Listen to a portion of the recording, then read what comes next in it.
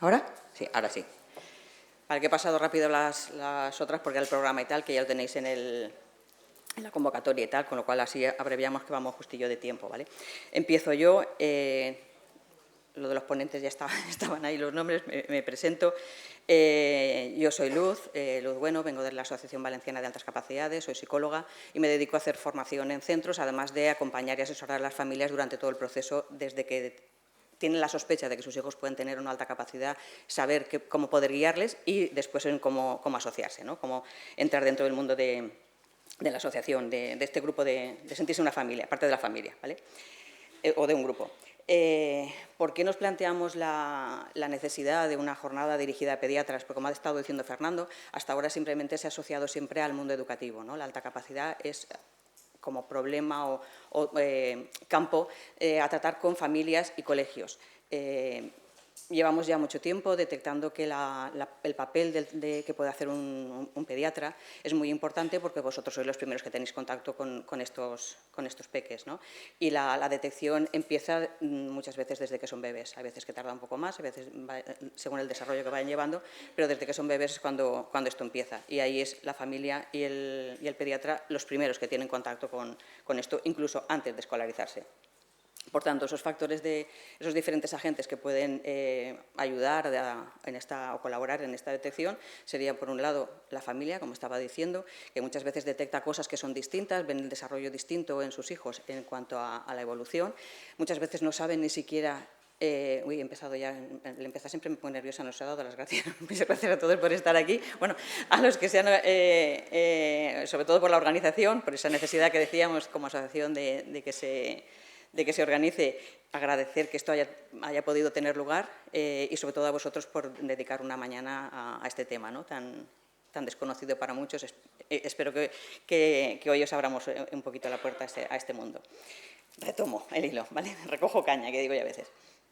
Bueno, pues eso, la primera, como os decía, sería la familia, que muchas veces detecta cosas que son distintas en cuanto al desarrollo, pero no sabe ponerle nombre, o incluso a veces normaliza, el que piensa que lo que le pasa a mi hijo pues, es normal, porque en casa, pues, si tengo otros, pues el desarrollo ha sido el mismo o no, o en casa pues el vocabulario es elevado o lo que sea, o el nivel cultural, y entonces pues normalizas que lo que estás viendo es algo normal, o otras veces pues son otra serie de familiares o amigos o en la escuela que te van diciendo que lo que ves, que lo que están viendo en tu hijo no es, pues eso, no es un desarrollo habitual para la edad que les corresponde por edad cronológica. Lo que pasa es que no podemos comparar, ¿vale? Normalmente hasta que no comparas con otros, pues no sabes si es normal o no es normal. Siempre ves que pues eso, pues el mío será el más alto, más guapo, más rubio, ¿no? Que digo yo a veces. Cuando ya entran o sea, vosotros como pediatras y la escuela, es cuando sí que podéis comparar que esos hitos de desarrollo que están llevando son distintos, ¿no? a los de lo que le correspondería por edad cronológica. Pues eso, ese registro que lleváis, que vais viendo cuando van cumpliendo los hitos que se supone que son los normales, vosotros podéis ver si se va de la norma.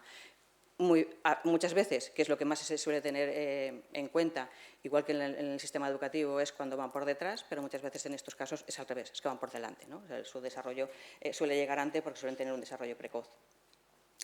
Entonces, lo que os pedimos es eso, que ya que tenéis contacto con las familias, pues que podáis ayudar muchas veces a ser ese puente de unión con la escuela para poder tener un apoyo que muchas veces necesitan, ¿no? Muchas familias que sufren mucho porque el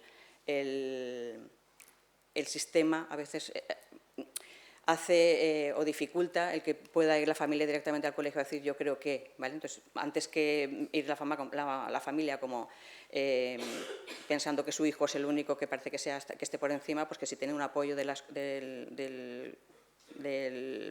pediatra, pues siempre es de agradecer, ¿vale?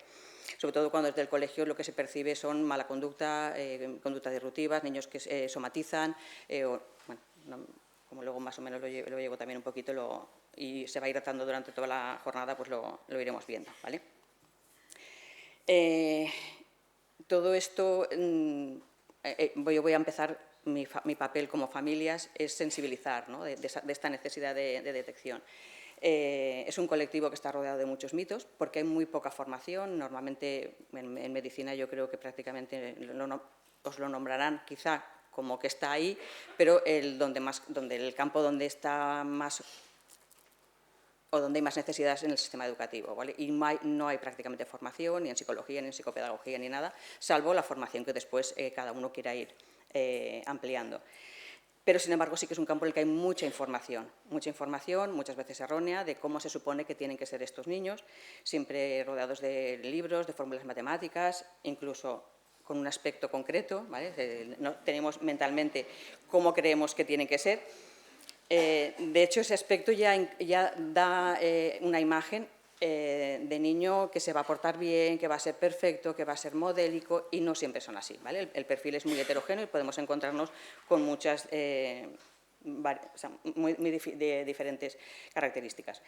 El primer mito que suele esperarse, sobre todo desde el sistema, es la parte del rendimiento académico, ¿vale? Se espera que sean niños modélicos, de niños de 10, lo que se dice el empollón, que precisamente es lo que menos suelen ser. Son niños que, al contrario, lo que acaban es arrastrando problemas de aprendizaje, de rendimiento, muchas veces en secundaria, porque pasan sin saber estudiar, no les ha hecho falta nunca, no han tenido que esforzarse ni necesitar estudiar, porque con lo que hay en clase tienen suficiente, con lo cual, precisamente, como os decía, la parte del empollón es lo de menos, ¿no?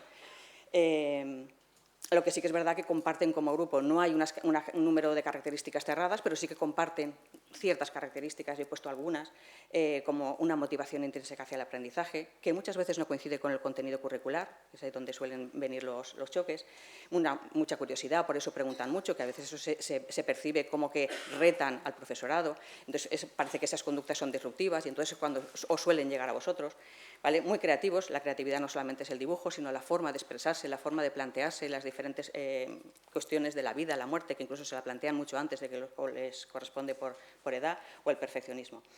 Y todo esto es lo que tenemos que tener claro, es que no son los que no tienen siempre alto rendimiento, deberían tenerlo porque la capacidad la tienen, pero esas dificultades que he dicho antes de tener hábito de estudio, de trabajo y tal, que no van adquiriendo en primaria, puede aparecer a la larga problemas de rendimiento, aburrimiento, porque el aprendizaje es muy repetitivo y ellos aprenden mucho más rápido.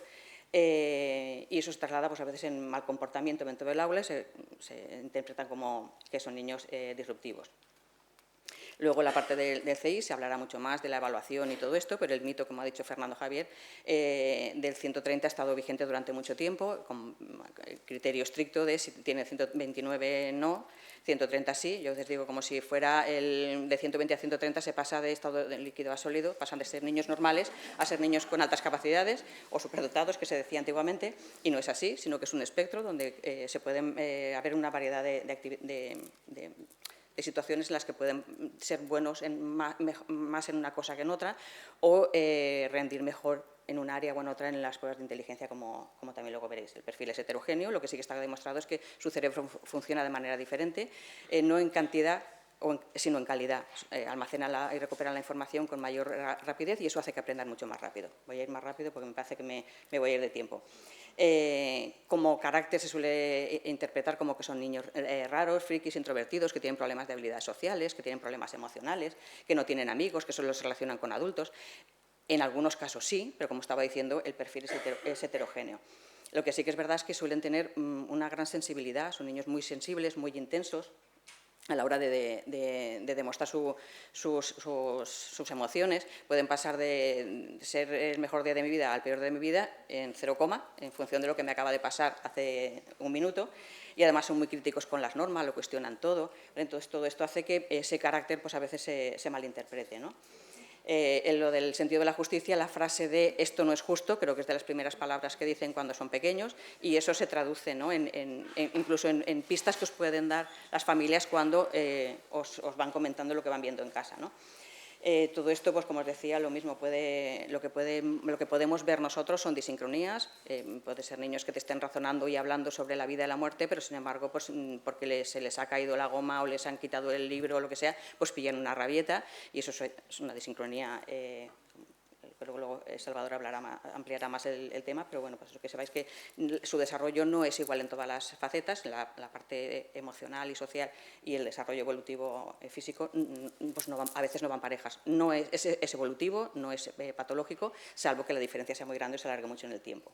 Además, hay perfiles muy distintos y características de personalidad muy distintas. Hay algunos que son muy introvertidos, otros no. Hay algunos que tienen pocas habilidades sociales. Cuanto menos habilidades sociales, más introvertidos, CI más alto, más dificultades van a tener de relación con los compañeros, pero de su misma edad.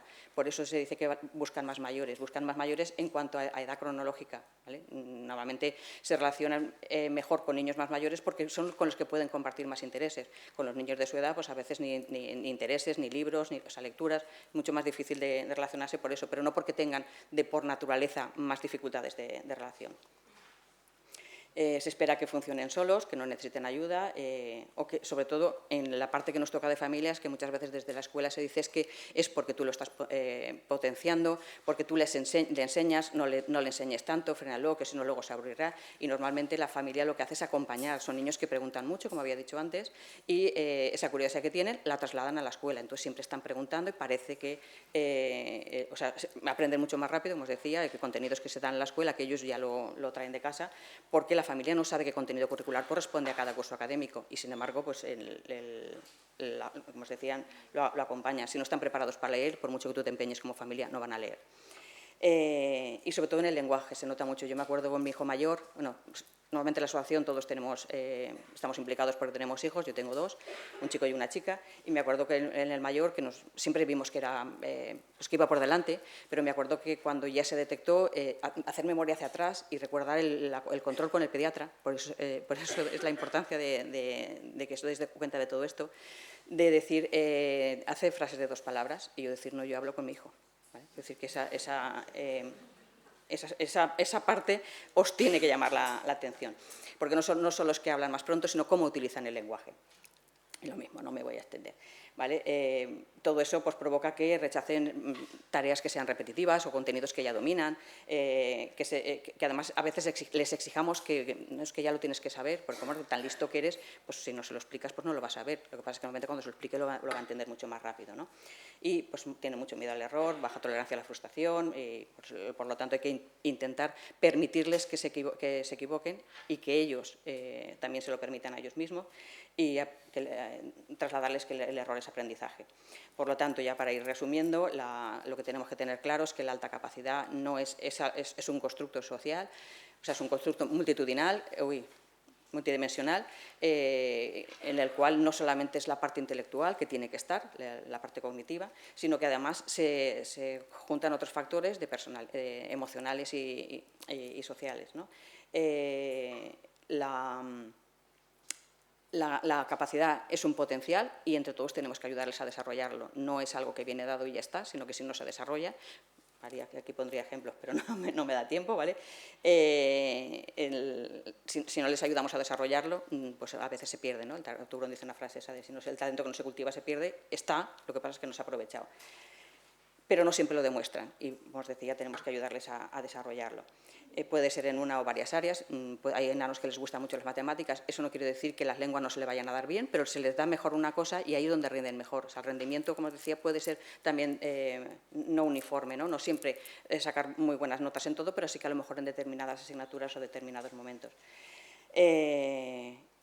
Esto lo he dicho así muy rápido, entre otras cosas porque también os decía, hay poco tiempo, no voy a hablar de modelos ni de lo que es la inteligencia ni nada, de eso hablará también más Salvador, pero sí que entender que no hay un único modelo ni única manera de entender lo que es la alta capacidad. Lo que sí que es cierto es que tenemos que intentar que en la Comunidad Valenciana por lo menos sí que haya un criterio uniforme. Eso a través de la UEO están poniendo en marcha un protocolo para que esté unificado y que no dependa de en qué población viven los niños, en qué colegio van, qué orientadora tienen para ver qué criterio sigue o qué modelo tiene actualizado, y confiamos en que este modelo pues, siga adelante y en breve pues, ya sea algo unificado.